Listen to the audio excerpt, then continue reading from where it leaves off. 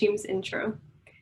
Ann Wilson Schaaf, American clinical psychologist and author, once said, "Perfectionism is self-abuse of the highest order." Today, Hashim Hameed will be giving a speech titled "The Dangers of Perfectionism," in which he will be discussing how mental distress and disorders are related to people who strive to be perfect. He will also be discussing his own personal journey with overcoming perfectionism and hopes others who relate are inclined to share their experiences. Please help me welcome Hashim Hameed.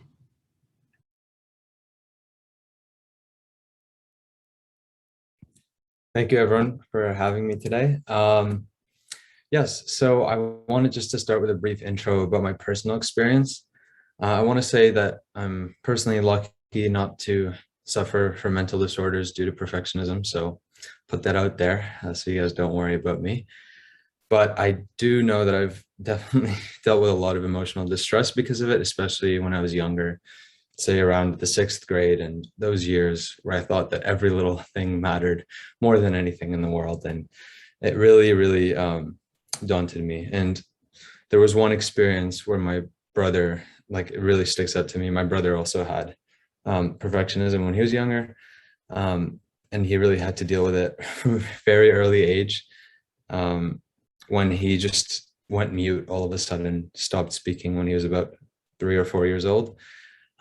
Even though he knew how to pretty well, but he just didn't speak as well as I did because naturally I was, better than him because I was 6 years older. So it just shows how it can really stop you from doing things. And yeah, I just wanted to start with saying that good or just done is better than perfect, which is another quote that I wanted to share. I'm going to share my screen because I have a slideshow, but I'm just not able to share right now.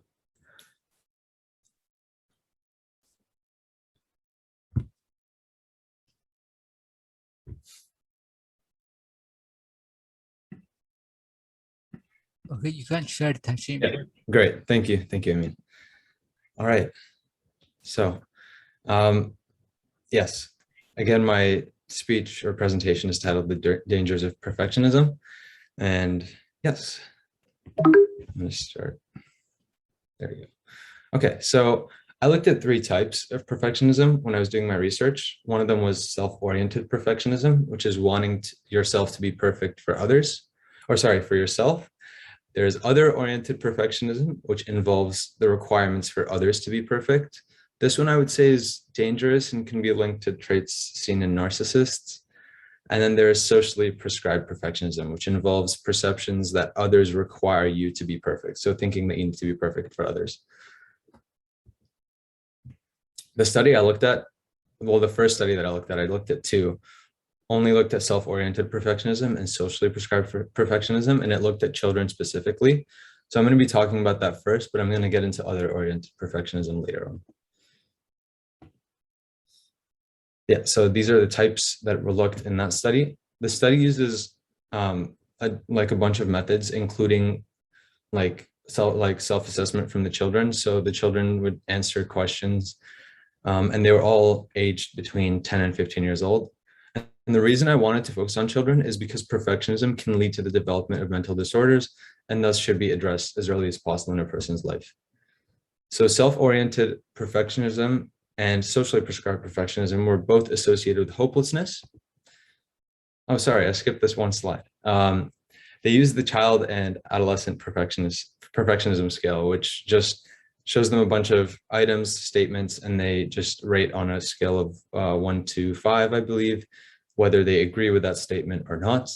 And so once they do that, they can kind of assess what their perfectionism, like how severe it is or whether it's not there.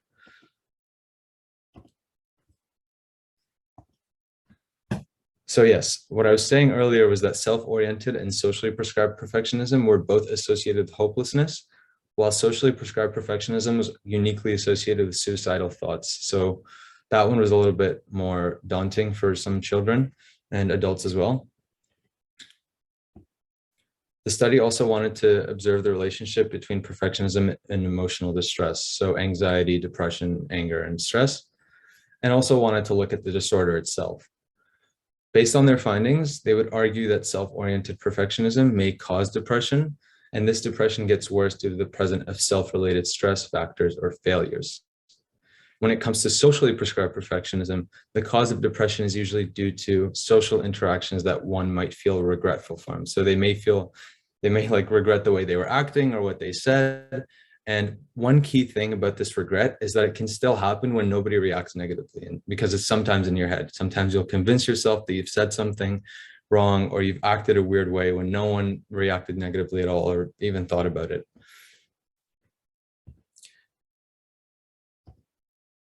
Getting more into methods, there were other methods that they used, which was the children's hassle scale. So this consisted of 25 situations that children may experience.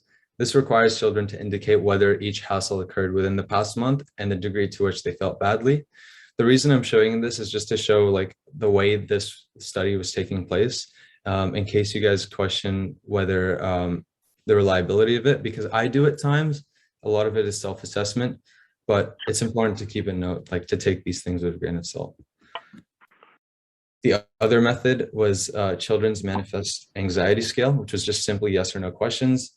And an example of them is I have trouble making up my mind, or I'm scared most of the time. And the greater the sum of affirmative responses, the higher the level of manifest anxiety. So pretty simple, the higher the number, the worse it is. Second last was children's depression inventory, which was 27 questions that was rated on a scale of 0 to 2, with higher totals reflecting to more severe depression.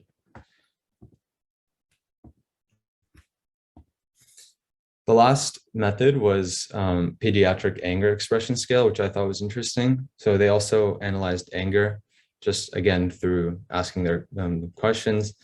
This one was important to note for socially prescribed perfectionism, because I'm going to be talking about that later or in the next couple of slides. So yes, with the results, they found that self-oriented perfectionism positively correlated with depression and anxiety, while it wasn't correlated with anger and stress. So it suggests that depression and anxiety may be outcomes of perfectionism that involve requiring the self to be perfect, but that anger and increased stress in achievement or social settings may not be affected. While socially prescribed perfectionism, on the other hand, was also associated with anger suppression and outwardly directed anger. So just not being able to control your anger and just sometimes holding it in and then just exploding.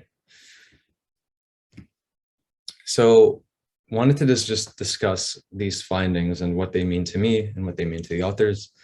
So the correlation between these types of perfectionism is also seen with adults. Although the study was just about children, I just want to emphasize that this is also seen in adults. And I would argue that it could be even worse in adults at times, because perfectionism takes its time to develop and can get worse over time for those who don't try to fix it.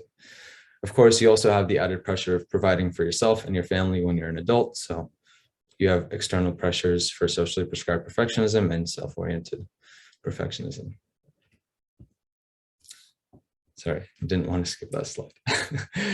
The authors of the article argue that self-oriented perfectionism may be related to depression due to the perfectionist's, quote, punitive self-evaluation, self-blame, and overgeneralization of perceived failures. So I just translate this to just beating yourself up too much over small things. And this contributes to stress levels and what I would argue to be overthinking and then just underestimating your abilities with everything you do. On the other hand, the link between socially prescribed perfectionism and depression is argued, or at least thought to be, due to the individual's strong desire for approval, fear of criticism, and perhaps the fear of abandonment.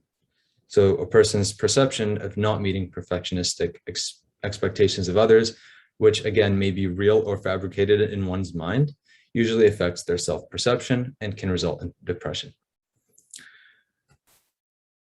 So that was the initial research that I did, and I want to thank you all for listening.